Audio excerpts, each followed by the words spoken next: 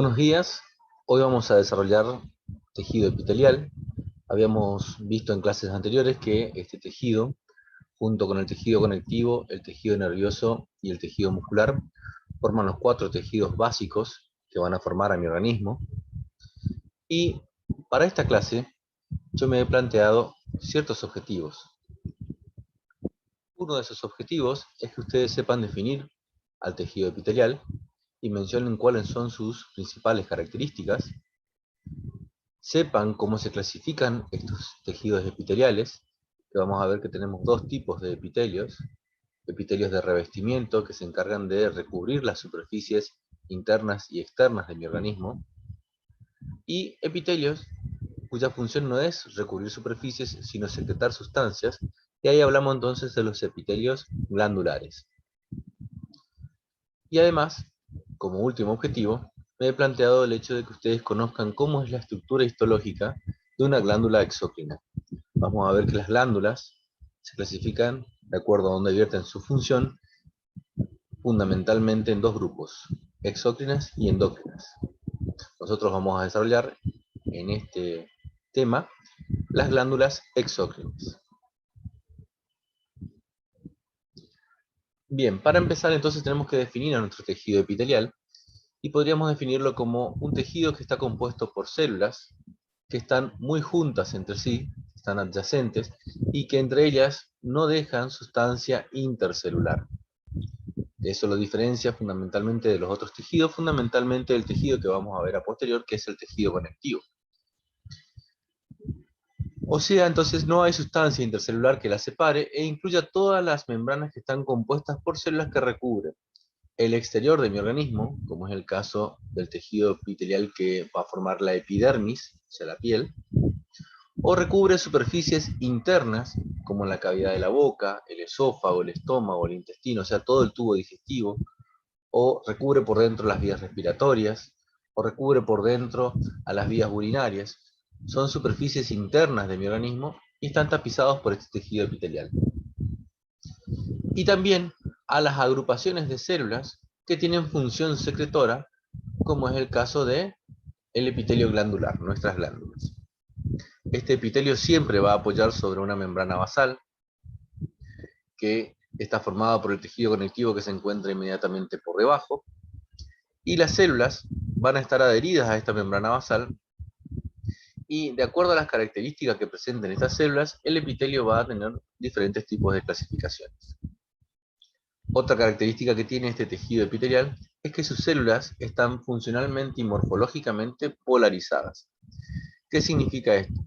Que van a tener un núcleo, generalmente de disposición basal, que va a tener su membrana plasmática con superficies diferentes, una que está en relación a la luz y se denomina entonces superficie apical o libre, una que está en relación a las células vecinas y que son las que van a permitir que éstas se mantengan unidas por medios de unión que son muy fuertes, y ahí hablamos de la superficie lateral, y una superficie por la cual se adhiere a la membrana basal, a la lámina basal, y que va a ser la superficie basal, que también va a tener medios de unión, que lo que hacen es fijar el epitelio a dicha membrana. Aquí vemos el mismo esquema, la membrana basal, sobre la cual encuentro el epitelio. En este caso van a ver que el epitelio entonces va a tener la membrana plasmática, cada célula va a tener una región basal, una región lateral, que es la que se relaciona con las células vecinas, y una región apical, donde van a presentar otro tipo de especializaciones de membrana, que son las que le van a dar función al epitelio. La luz, y por debajo de la membrana basal voy a encontrar el tejido conectivo, que es el encargado de nutrirlo, ya que en ello se encuentran los vasos sanguíneos. Entonces, ¿cuáles son las características que van a tener este tejido epitelial? Primero, el hecho de que el epitelio es avascular, no tiene vasos sanguíneos. Yo le dije recién, los vasos sanguíneos se encuentran en el tejido conectivo que se encuentra por debajo, y es a partir de ese vaso sanguíneo donde va a venir el oxígeno y los nutrientes que van a llegar hasta ese epitelio una vez que atraviese la membrana basal. No tiene, o tiene muy escasa sustancia intercelular, ya que las células están adheridas unas con otras. Las células presentan polaridad funcional y morfológica, y eso es lo que le hablaba recién de que incluso después van a presentar en su membrana plasmática una región apical, con algunos tipos de especializaciones de membranas que lo vamos a citar dentro de un rato, una región lateral, donde van a estar fundamentalmente los medios de unión que mantienen unidas a estas células, y una porción basal, por la cual también la célula se une a la membrana basal. Todos estos epitelios van a asentar sobre una membrana basal, que está formada por tiras del tejido conectivo, y tiene una característica, a diferencia de, por ejemplo, el tejido nervioso, ¿sí?, que es la capacidad, este epitelio, de poder regenerarse. Si sufre un daño, el epitelio puede volver a regenerarse. Y otra característica más que podemos citar es el hecho que deriva de las 3 hojas germinativas embrionales. O sea, derivan tanto del ectodermo, como del mesodermo, como del endodermo. Yo les decía hoy que las células iban a apoyar sobre una membrana basal y que iban a estar polarizadas, presentando una superficie apical, una superficie lateral y una superficie basal. Estas son las especializaciones de membrana apical que más frecuentemente vamos a encontrar nosotros en nuestros tejidos. Podemos encontrar microvellosidades, que son pequeñas prolongaciones citoplasmáticas que tienen un eje de filamentos de actina, que lo que hacen es aumentar la superficie apical de la célula y favorecen de esa forma la absorción. Son células que se van a encargar de la absorción. Son células que, por ejemplo, podemos encontrar en el intestino delgado o, por ejemplo, en los túbulos renales, donde tienen que reabsorber sustancias. Esta otra especialización de membranas son los esterocilios. Son estructuras más largas que las microvellosidades, que presentan un eje formado por microtúbulos, no tienen movilidad, aumentan la superficie de absorción y son especializaciones entonces desarrolladas para eso, para la absorción, y que voy a encontrar, por ejemplo, en el epidídimo, que es un órgano que forma parte del sistema reproductor masculino, o también pueden tener una función sensorial y lo podemos encontrar, por ejemplo, tapizando el oído interno y ejerciendo una función sensorial. Mientras que esta tercera especialización de membrana, los cilios, van a ser prolongaciones citoplasmáticas más largas que las microvellosidades, con ejes de microtúbulos, pero que tienen incluso la capacidad de moverse. O sea, no sirven para absorción, sino que tienen un movimiento lateral que lo que hace es desplazar las sustancias que se encuentran en la luz. Este tipo de especialización de membrana lo voy a encontrar en células que se encuentran, por ejemplo, en el aparato respiratorio a nivel de tráquea y de bronquios, donde van desplazando la mucosidad que se encuentra en la luz. El otro tipo de especialización de membrana son los flagelos, que los voy a encontrar únicamente en los espermatozoides y que lo que hacen es tener un movimiento ondulatorio. Estas son todas especializaciones de la membrana apical. Ahora vamos a ver las especializaciones de membrana lateral y de membrana basal. Aquí de vuelta tenemos nuestro esquema con varias células. Aquí estaría la membrana basal. Y ahora vamos a hablar entonces de las especializaciones de la membrana lateral, donde voy a tener fundamentalmente 3 medios de unión. 2 van a ser como en cinturón, recorren a todo alrededor de la célula. El primero hace que ese contacto célula-célula sea muy estrecho, y se habla entonces ahí de una zónula ocluyente o zónula occludens, zónula de oclusión, que se va a extender por toda la circunferencia de la célula y que impide que el material que se encuentra en la luz pase a través del espacio intercelular para llegar después a los tejidos conectivos. Por debajo de la zónula de occludens voy a encontrar una zónula más, o sea, una unión en cinturón, que se denomina zónula adherente. Es basal, o sea, está más hacia abajo de la zónula ocluyente, y intervienen otras proteínas como son las caderinas E y filamentos de actinas que se encuentran dentro de la célula. Esas dos son uniones en cinturón. Las que siguen son las uniones de tipo mácula, o sea, son uniones puntuales que se encuentran en ciertos sectores de la membrana y reciben el nombre de mácula adherens o desmosomas. También van a estar formadas por proteínas denominadas caderinas que se relacionan con filamentos intermedios que forman asas en forma de horquilla en el interior de la célula. El cuarto elemento que puedo encontrar en la membrana lateral no es un medio de unión, sino es un medio de comunicación. Son uniones comunicantes, nexus o uniones gap, que lo que hacen es formar poros o canales entre célula y célula que permiten el paso de iones, de metabolitos, ¿sí?, de sustancias entre célula y célula. Esas 4 son las especializaciones de membrana lateral, 3 son medios de unión, 1 solo es un medio de comunicación.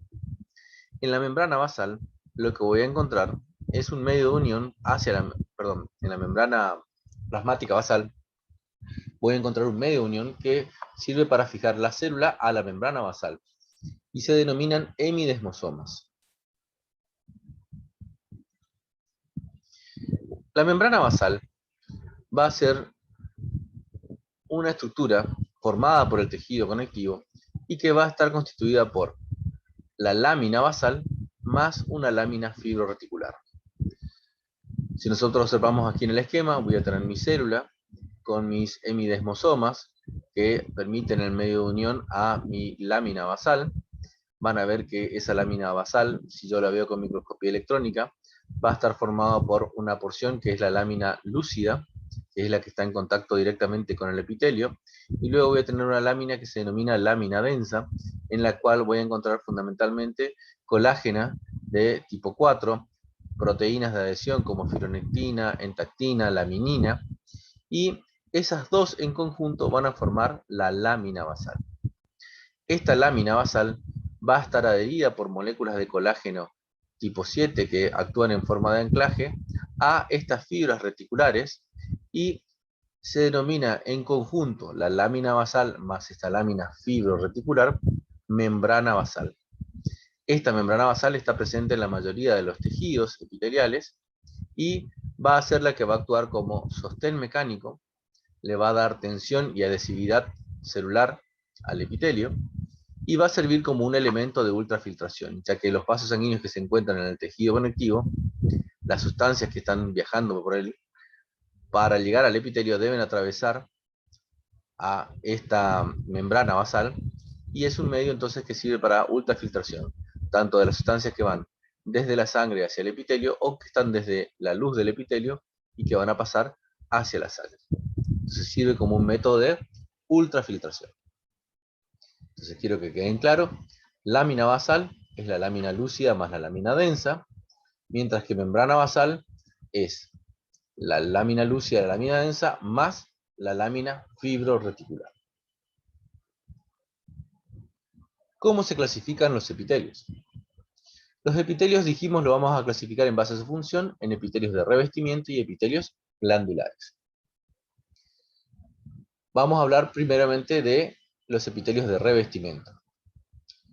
Esos epitelios de revestimiento, según la forma de sus células, pueden clasificarse en planas, cúbicas o cilíndricas, dependiendo de las características que tengan esas células. Si son células que son más anchas que altas, con núcleos aplanados, hablamos de células planas.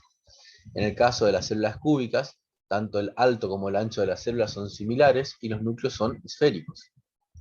Mientras que en las células cilíndricas o columnares, las células son más largas o altas que anchas y los núcleos son ovalados y con el eje mayor del núcleo en forma perpendicular a lo que sería nuestra membrana basal. Esto es según la forma de la célula. Pero según el número de capas de las células, nosotros vamos a clasificarlo en simples y en estratificados. Simples son aquellos que presentan una sola capa de células que apoyan sobre la membrana basal, mientras que los estratificados presentan 2 o más capas de células apoyadas sobre la membrana basal. Y es así que después para nombrarlos debemos combinar. Si el epitelio presenta una sola capa, decimos que es un epitelio simple, pero en base a la forma debemos decir si es un epitelio plano simple, o cúbico simple, o cilíndrico simple. Lo mismo ocurre en el caso de los estratificados. Plano estratificado, cúbico estratificado, cilíndrico estratificado. La característica lo va a dar la última capa de células que se encuentran en la superficie del epitelio. Si la última capa del epitelio estratificado tiene características de células planas, decimos que es plano estratificado. Si la última capa tiene características de células cúbicas, decimos que es cúbico estratificado. Pero ahora presten atención, dentro de la clasificación yo he puesto 2 que están en negrita, en los estratificados, y uno que está en negrita dentro de los simples. Dentro de los simples vamos a tener un tipo que es el pseudoestratificado. Es un epitelio en el cual van a tener que todas las células apoyan sobre la membrana basal, los núcleos quedan a diferentes alturas porque son núcleos de células que se encuentran algunas en forma triangular en la parte basal, otras tienen formas más dilatadas en la porción apical de la célula y los núcleos se ubican en esta región. Y entonces da el aspecto como que si yo lo mirara con microscopía óptica, tiene que presentaran 2 o 3 capas de células. Pero cuando observo con microscopía electrónica que sí puedo ver los límites celulares, me doy cuenta que en realidad todas sus células apoyan sobre la lámina basal, sobre la membrana basal, pero no todas ellas llegan a la superficie. Este epitelio pseudoestratificado yo lo voy a encontrar, por ejemplo, recubriendo las vías respiratorias de la tráquea y de los bronquios. Mientras que dentro de los estratificados yo puse a otros dos. Uno es el epitelio de transición o urotelio, que es el que se va a encargar de recubrir las vías urinarias bajas, uréter, vejiga, uretra. Y por último, solamente se encuentra allí, por eso se llama urotelio o epitelio de transición, y les voy a explicar más adelante el porqué. Y el otro epitelio que podemos encontrar es el epitelio germinativo, en el cual lo voy a encontrar únicamente en los túbulos seminíferos del testículo, donde voy a encontrar varios tipos celulares, dos tipos fundamentalmente, las células de Sertoli y las espermatogonias, en diferentes estadios, y que es un epitelio que se encarga de producir los espermatozoides. Bien, entonces para que nos ubiquemos en los esquemas, vamos a ir aclarando entonces. Esto en rosado, que ustedes están viendo aquí, corresponde a la membrana basal del epitelio, que es lo que siempre está por encima. Por debajo voy a encontrar el tejido conectivo, donde voy a encontrar los vasos sanguíneos. Y esa membrana basal va a definirle a ustedes cuántas capas hay por encima. Si ustedes ven aquí, ven todos tienen una sola capa de células, una sola hilera de núcleos. Y fíjense que de acuerdo a las características de estas células yo puedo nombrar. Estas son células que son aplanadas o achatadas, ¿sí? El ancho es mayor que el alto de la célula, el núcleo es ovalado o achatado, ¿sí? Y esto entonces estamos hablando de un epitelio de tipo plano simple, que lo puedo encontrar, por ejemplo, tapizando el interior de los vasos sanguíneos, en la cápsula de Bowman del riñón, en los alvéolos del aparato respiratorio. El epitelio cúbico simple, fíjense, las células tienen el alto y el ancho muy similar, los núcleos son esféricos, nada que ver con estos núcleos, ¿sí? Y de disposición central, y al tener una sola capa, decimos entonces esto es un epitelio de tipo cúbico simple, lo voy a encontrar formando parte de los conductos de glándulas exócrinas, lo puedo encontrar tapizando la superficie del ovario, puedo encontrarlo en los túbulos renales, en la glándula tiroides, formando parte de los folículos de la glándula tiroides. El epitelio cilíndrico simple, ¿la diferencia cuál es? Que acá las células son más altas que anchas, los núcleos son ovalados, y el eje mayor del núcleo está perpendicular a lo que es la membrana basal, y ese epitelio lo puedo encontrar formando parte del revestimiento del intestino delgado, del intestino grueso, recubriendo el estómago, a las glándulas gástricas, a la vesícula biliar.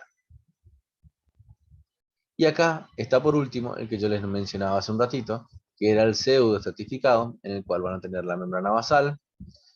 Fíjense, núcleos a diferentes alturas podrían hacernos pensar que esto es un estratificado, pero si prestamos atención vamos a ver que en realidad todas sus células están apoyadas sobre la membrana basal, pero no todas ellas, fíjense acá esta otra, no llegan a la superficie del epitelio, pero todas apoyan sobre la membrana basal.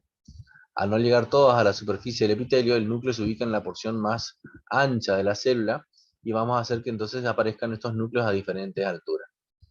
Este epitelio pseudo-estratificado, que en este caso acá está esquematizado incluso con células caliciformes, que son estas células que tienen forma de copa, son las que vamos a encontrar, por ejemplo, tapizando la tráquea, los bronquios, el conducto deferente, el conducto eferente del epitelio. Si comparamos estos con los anteriores, vamos a ver nuevamente el esquema. Tenemos la membrana basal, el tejido conectivo por debajo, y vamos a ver que por encima de esa membrana basal, el número de capas de células es mayor a 1, ¿sí? Y dijimos que para hacer un epitelio estratificado necesitábamos 2 o más capas de células. Y el nombre iba a estar dado por la última capa de células. Si la última capa de células presentan células que son planas, decimos que el epitelio es plano estratificado. La última capa de células es cúbica, cúbico, estratificado. La última capa de células son de forma cilíndrica, cilíndrico, estratificado. Este epitelio plano estratificado es el que yo voy a encontrar, por ejemplo, tapizando la epidermis, ¿sí? Formando parte de la epidermis, o tapizando la cavidad bucal o el esófago, o en la vagina. Es un epitelio grueso y que sirve como epitelio de barrera, porque justamente es lo que nos va a aislar del exterior, ¿sí? Y de protección, protección contra gérmenes, contra las raspaduras. Y vamos a ver que ese epitelio plano estratificado puede clasificarse en dos grupos. En aquellos, como están acá en el esquema que les estoy mostrando, donde no forman una capa de queratina, entonces hablamos de epitelio estratificado o escamoso no queratinizado, y el epitelio en donde estas células empiezan a acumular una proteína que se llama queratoialina, la cual acumula tanto al punto que la célula muere, se deseca, y esa queratoialina termina transformándose en un estrato que se llama estrato córneo, y forma la queratina, y ahí entonces hablamos del epitelio plano estratificado queratinizado.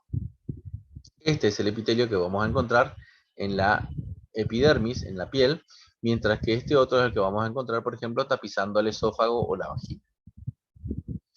Los ejemplos de cúbico y cilíndrico estratificado van a ser la de los conductos de grandes glándulas exócrinas, ¿sí? Forma parte entonces de barrera y de conducción, mientras que el último de los que está aquí en este esquema de epitelios estratificados es el epitelio de transición o urotelio, en el cual, fíjense, presenta varias capas de células, pero la última capa de células no es parecida a ninguna de estas, sino que son células globulosas, son células redondeadas. La parte apical de la célula está como si fuese una cúpula, y van a ver que algunas de ellas suelen ser binucleadas. Estas células, que también reciben el nombre de células en paragua o células en raqueta, envían una prolongación citoplasmática que va pasando entre las células y que va a tomar sostén en la membrana basal. Y se llama así epitelio de transición o urotelio porque va a estar tapizando las vías urinarias, y va a depender la característica de este epitelio en base a cómo se encuentra en ese momento, por ejemplo, en la vejiga. En el caso de que la vejiga esté en estado relajado, voy a ver con esas características como las que estábamos observando aquí. Células globulosas, varias capas de células, mientras que cuando la vejiga va acumulando orina y se va distendiendo, van a ir viendo que esas células que tenían un aspecto globuloso van adquiriendo un aspecto de células planas, el número de capas de células disminuye porque se va estirando este epitelio, ¿sí? Y entonces parece un epitelio de tipo plano estratificado de pocas capas. Hay una transición entre uno y el otro, pero sigue siendo el mismo epitelio, que de acuerdo a la cantidad de orina que contenga, la vejiga, por ejemplo, va cambiando su aspecto. Las funciones epiteliales van a estar dadas por las características que tengan esas células epiteliales. Y puede tener este epitelio una o más funciones. ¿Y cuáles son? Son o funciones de secreción, como es el caso del epitelio que tapiza al estómago y a las glándulas gástricas, o pueden tener una función de absorción, como ocurre, por ejemplo, a nivel del epitelio que se encuentra recubriendo a los intestinos, que tienen microvellosidades, o en los túbulos contorneados proximal del riñón, donde también tienen microvellosidades. Pueden ser epitelios con función de transporte, ya sea de materiales o de células sobre su superficie, por el movimiento ciliar, como en el caso del epitelio pseudoestratificado que se encuentra en el árbol bronquial. Pueden tener una función de protección mecánica, como es el epitelio estratificado plano de la epidermis, o el epitelio que se encuentra en la vejiga urinaria, el epitelio de transición. O puede cumplir una función receptora para recibir y traducir estímulos, como es el caso de los corpúsculos gustativos que se encuentran en la lengua, o el epitelio olfatorio de la mucosa nasal, etc. Entonces, para ver cómo pongamos en práctica esto que habíamos hablado recién, yo les muestro 4 imágenes Y lo que vamos a identificar acá primero es dónde está ubicado el epitelio. El epitelio de revestimiento siempre va a estar en relación a una luz, a una superficie.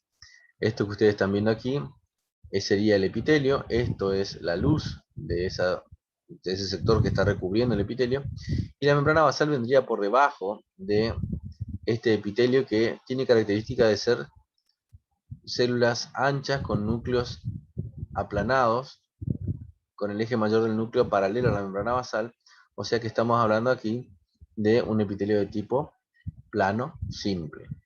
¿Sí? Si comparamos este epitelio con este otro, donde yo veo estas estructuras redondas, ¿sí? Que tienen un líquido rosado en su interior, este epitelio es el que está recubriendo ese líquido rosado, ese contenido, que se denomina coloide, y van a ver que esta es una estructura, esta corresponde a otra estructura, esta otra estructura, o sea que el epitelio es solamente esto, y su membrana basal está inmediatamente en relación con él. O sea que presenta una sola capa de células, y fíjense las células como son. Tanto el alto como el ancho de las células son similares, y los núcleos, que es lo que nos da la definición, son esféricos y centrales. Este es el ejemplo del epitelio cúbico simple en los folículos tiroideos. Comparemos estos dos que vimos recién con este otro. Aquí tenemos nuevamente la luz de mi órgano, o sea la superficie, tapizada por este epitelio. Aquí vendría la membrana basal, esto que ustedes están viendo aquí es tejido conectivo. Acá el epitelio hace un pliegue. Y fíjense, acá en este sector donde el epitelio se ve bien con sus características, veo que son células más altas que anchas, y el núcleo es ovalado y el eje mayor del núcleo está perpendicular a la membrana basal, que está teñido con una técnica de hematoxilina Paz, que incluso hace que se tiñe la parte apical de estas células, ¿sí? Y entonces ustedes lo que están viendo aquí es el epitelio cilíndrico simple. Por ende, acá nos faltaría para completar el último epitelio, que es el pseudoestratificado. Y fíjense, aquí tienen la membrana basal bien teñida, tejido conectivo por debajo, que es el encargado de nutrir a este epitelio y darle sostén. Y fíjense que veo núcleos todos a diferentes alturas. Con microscopía óptica yo tranquilamente podría decir que esto es un epitelio de tipo estratificado, pero cuando lo observamos con microscopía electrónica vemos que en realidad todas sus células apoyan sobre la membrana basal, pero en realidad lo que ocurre es que no todas llegan hasta la superficie de este epitelio. Y en la superficie puedo observar estos pelitos que ven aquí, que serían los cilios que tienen este epitelio, que son los encargados de desplazar el moco que se produce en estas células que están teñidas aquí intensamente con la técnica de hematoxilina Paz, que es la célula caliciforme. En contraparte ahora vamos a ver los estratificados. Fíjense, tejido conectivo por debajo. Acá veo una gruesa capa de células, la última de ellas con características de núcleos aplanados o achatados. Por lo tanto, este es mi epitelio plano estratificado, que no presenta más nada por encima de esta última capa de células planas, por lo tanto es no queratinizado, para diferenciarlo de este, donde veo nuevamente varias capas de células, la última con núcleos aplanados, pero por encima de ellos veo una capa gruesa de eosinófila, que es la capa de queratina que va a formar el estratoporeo. Este es el epitelio que voy a encontrar en la epidermis, en la piel, mientras que este otro es el que encuentro en el esófago o en la vagina. Son epitelios de protección. Mientras que aquí, en estos dos de acá abajo, lo que tengo que hacer es observar estos epitelios que van a formar parte de estas estructuras que se tiñen más intensamente que estas otras que están acá. Corresponden a glándulas, una glándula sudorípara. Esta parte corresponde al conducto de la glándula y esta es la porción donde se produce la secreción. Y fíjense que tienen doble hilera de núcleos, y los núcleos de la parte superior tienen características de núcleos esféricos. O sea, ese es nuestro ejemplo del epitelio cúbico estratificado. Mientras que aquí, nuevamente veo otro conducto de una glándula, en el cual tengo varias capas de células, pero la última hilera de núcleos tiene características más de células ovoides, y ese es nuestro ejemplo de epitelio cilíndrico estratificado.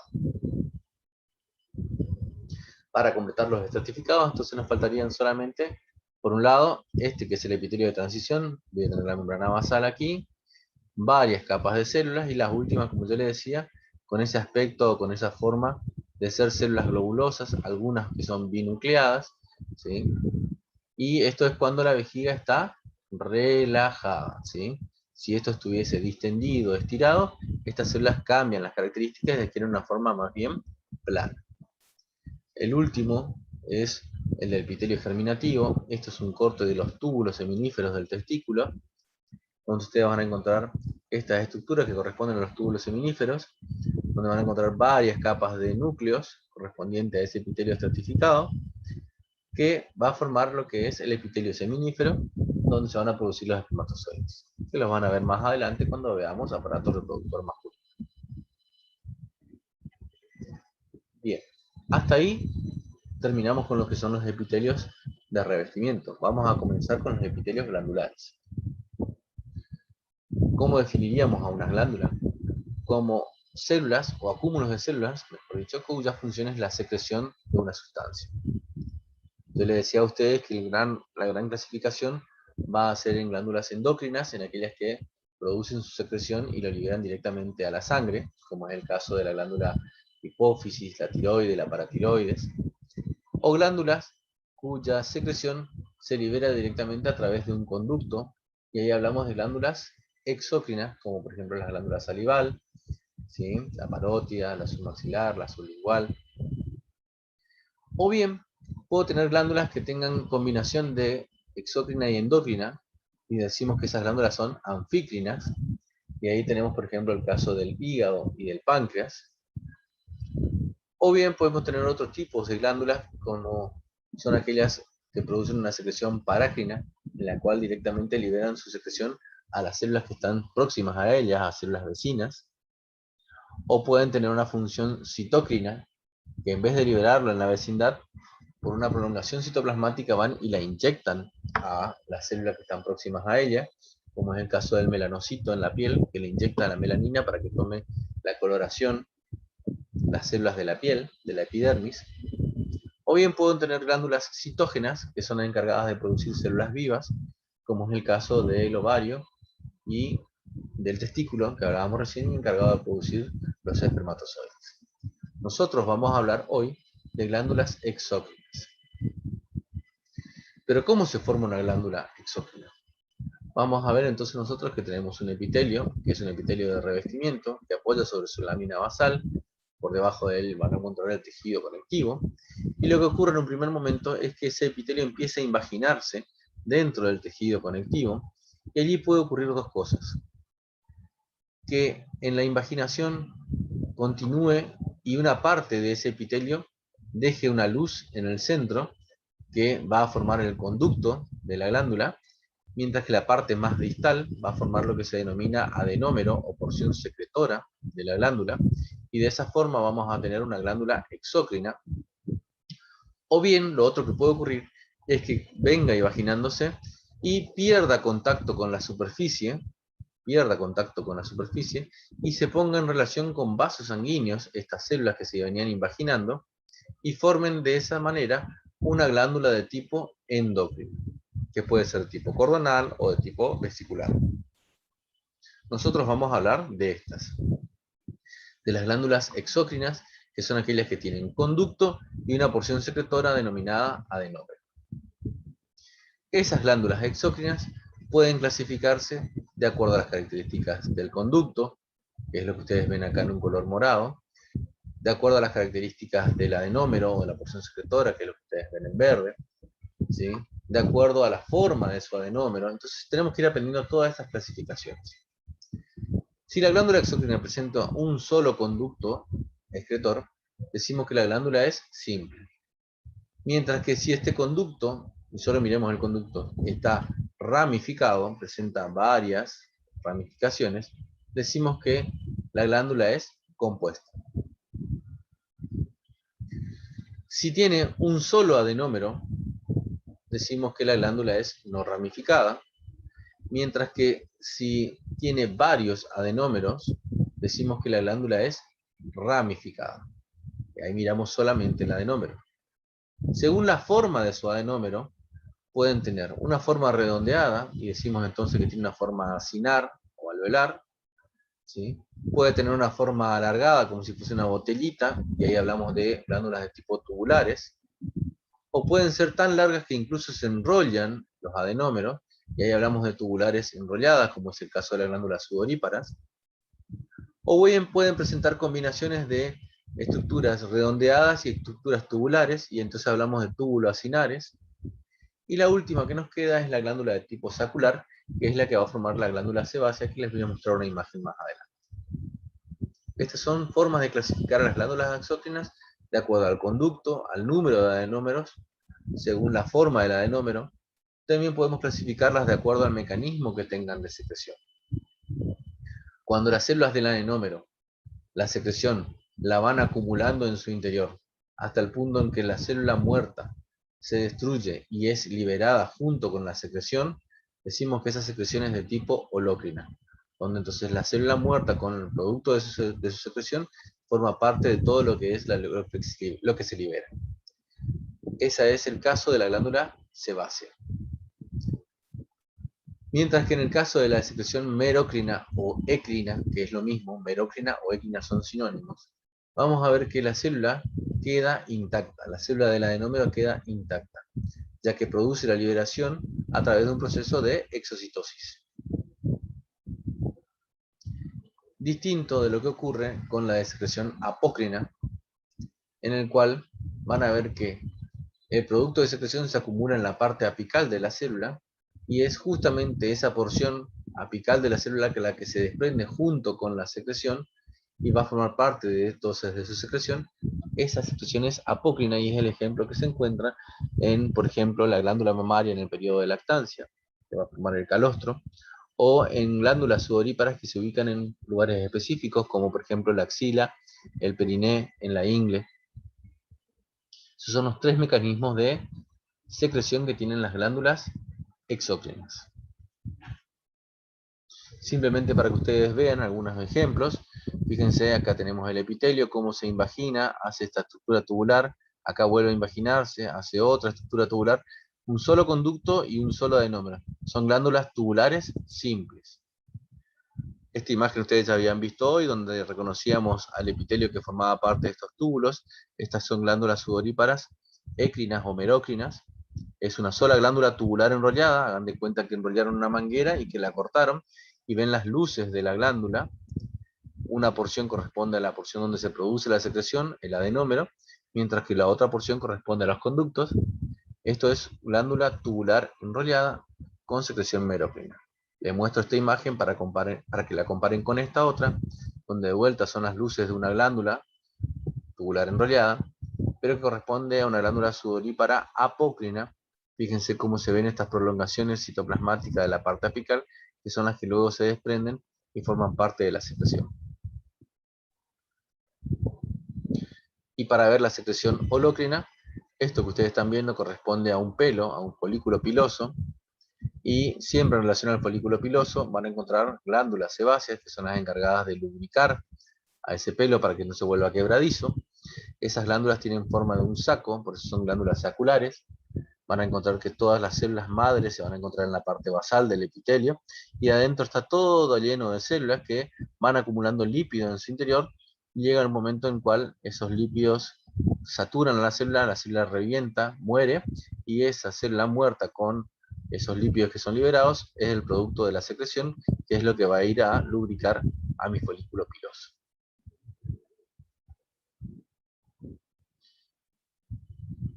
Otra forma de clasificarlas es de acuerdo a lo que liberan.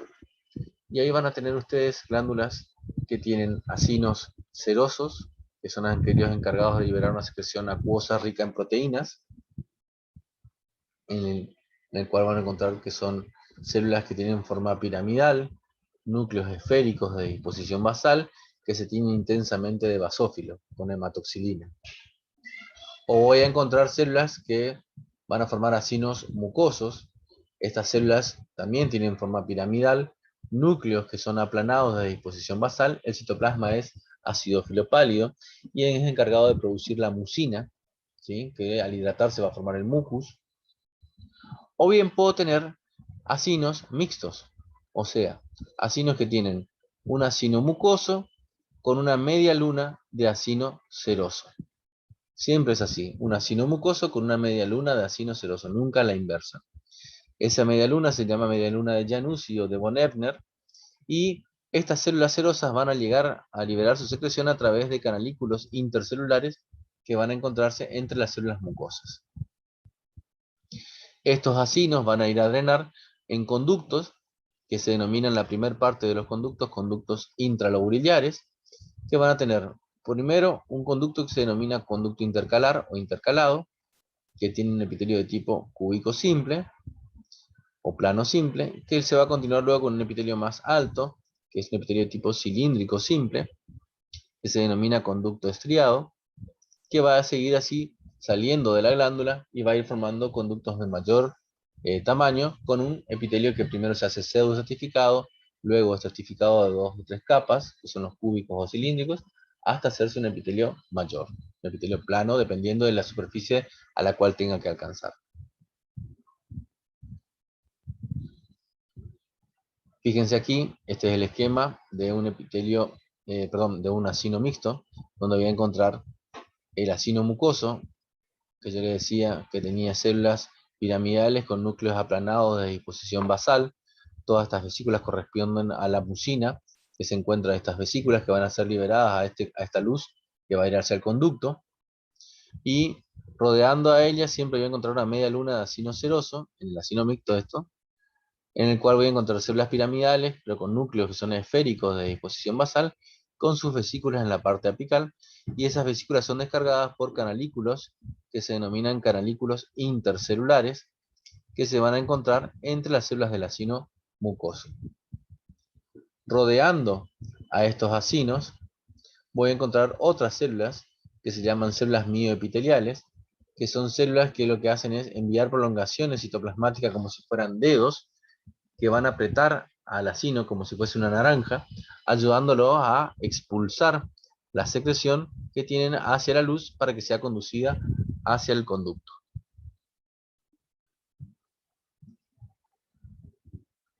Bien, aquí quiero dejar en claro un concepto que también lo vamos a volver a repasar cuando veamos tejido conectivo. Si vemos este esquema, corresponde al esquema de una glándula. De esa glándula van a ver que está saliendo un conducto, que es el conducto principal, el cual va a transportar la secreción de las secreciones que se producen en el interior de la glándula. Ese conducto principal va a dividirse en conductos más pequeños, que se denominan conductos lobulares, que luego se va a hacer con conductos interlobulares o intralobares, que van a llegar así hasta los conductillos, que van a terminar en las unidades secretoras, en los adenómeros. Todo eso, los adenómeros, más toda esta estructura de conductos, ¿sí?, va a formar lo que se denomina parénquima. El parénquima es la porción funcional de un órgano, en este caso de esta glándula que estamos hablando. El parénquima van a ser los adenómeros y los conductos, que va a estar siempre destinado o formado por tejido epitelial. Mientras que el estroma no es la porción funcional, sino que es la porción de sostén, lo que le va a dar sostén a mi órgano. Ustedes van a ver que eso siempre va a estar dado por el tejido conectivo. Esta glándula va a estar recubierta por una cápsula formada por un tejido conectivo que le da una estructura de contención, la cual va a enviar tabiques hacia su interior. Esos tabiques van a formar estructuras que se denominan lóbulos. A través de esos tabiques van a salir tabiques más finos que van a dividir esos lóbulos en lobulillos. Y es toda esa estructura lo que va a formar entonces el estroma, las paredes de mi glándula, los elementos que le van a dar el sostén. Parénquima entonces es la parte funcional y está dado por el tejido epitelial, los adenómeros y los conductos, mientras que el estroma estaba formado por el tejido conectivo y es lo que va a formar la cápsula y los tabiques. Entonces, para que se entienda bien, cuando nosotros hablamos de una glándula, ustedes van a tener la cápsula que envía tabiques hacia su interior y va a formar lóbulos, y a su vez de estos lóbulos, de estos tabiques, van a salir tabiques más finos que van a separarlos y van a formar lobulillos. Y dentro de esos lobulillos van a tener estas estructuras redondeadas que son nuestros acinos, nuestras unidades secretoras. que van a comunicarse primero con un conducto que se llama conducto intralobulillar, dentro de los cuales vamos a tener dos. El primero es el conducto intercalar, que luego se va a continuar con el conducto estriado, ambos de epitelios simples, primero un cúbico simple, y luego se hace cilíndrico simple, que luego van a unirse varios conductos intralobulillares y van a drenar en un conducto que es el conducto intralobulillar, que ya tiene un epitelio de tipo pseudo-ratificado, que va a drenar todo lo que corresponde a ese lobulillo y va a unirse con varios y va a formar un conducto que es el conducto lobular o lobar, que ya tiene un epitelio de tipo cúbico o cilíndrico estratificado. Se van a ir uniendo varios de esos conductos gruesos que forman los conductos lobares, que drenan lo de cada lóbulo de la glándula, y van a ir formando nuestro conducto principal, que en este caso, al ser una glándula salival, que termina en la superficie interna de la cavidad bucal, va a tener un epitelio de tipo plano estratificado, no queratinizado. Entonces, cuando ustedes vean con microscopía óptica, teñido con técnica de metoxilina osina, una glándula en el menor aumento, ¿qué es lo que van a observar? Por fuera, una estructura que se tiene intensamente de rosado, que es el tejido conectivo, que va a ir rodeando a la glándula. Esa estructura se denomina cápsula. Esta cápsula va a enviar tabiques hacia el interior y va a separar a la glándula en lóbulos, que es lo que veíamos recién. De estos tabiques van a salir tabiques más finos, que dividen a los lóbulos en espacios más pequeños, que son los lobulillos. Y en el interior de esos lobulillos yo voy a encontrar las unidades secretoras, los acinos y los conductos. ¿Estamos? Entonces lo que vamos a hacer es ver el mayor aumento en un sector de ese preparado y ahí vamos a ir a identificar estas estructuras que son las unidades secretoras de la glándula. Acá claramente se puede observar que la mitad izquierda no es lo mismo que la derecha. En la derecha yo veo estructuras que son redondeadas, con mayor intensidad en la tinción, se tienen más intensamente basófilas. Fíjense que los núcleos son esféricos y la disposición basal. Y si las comparo con las otras, veo que estas estructuras son más grandes, con núcleos más bien aplanados, de disposición basal, con un citoplasma de eosinófilo pálido. Estos que están acá a la derecha corresponden entonces a los acinos serosos, mientras que los que están aquí a la izquierda corresponden a acinos mucosos. Otra imagen, también a mayor aumento, y acá puedo identificar cuatro estructuras que son totalmente diferentes una de otra. Miren esta estructura, la 1, comparen con esta estructura, la 2, comparen con esta estructura, 3, y comparen con esta otra estructura, la 4. La primera, intensamente teñida de color basófilo o citoplasma, núcleos esféricos, de disposición basal, aquí esta, son todos acinos serosos. Mientras que esta estructura, citoplasma más pálido, núcleos aplanados de disposición basal, esto corresponde a un acino mucoso, era lo que habíamos visto hace un rato. Pero ahora comparen esta estructura que le había dicho yo, esta otra estructura que están viendo acá, esta otra estructura que están viendo aquí. Fíjense, son acinos mucosos con una media luna de acino seroso. Acino mucoso con una media luna de acino seroso. Estos son nuestros acinos mixtos. ¿Sí? Y por ende, ¿qué serían estas estructuras que encuentro aquí? Que tienen un citoplasma eosinófilo, núcleo, ¿sí? De un aspecto de tipo plano, cúbico simple sería aquí aparece un aspecto estratificado, pero es por artificio de la técnica. Acá se observa bien las características de un epitelio cúbico simple con el citoplasma eosinófilo, la luz con un contenido en su interior. Estos corresponden a los conductilios intralobulillares. ¿Sí? Muy bien. Esta es la bibliografía que fue utilizada para la clase. Les agradezco por su atención.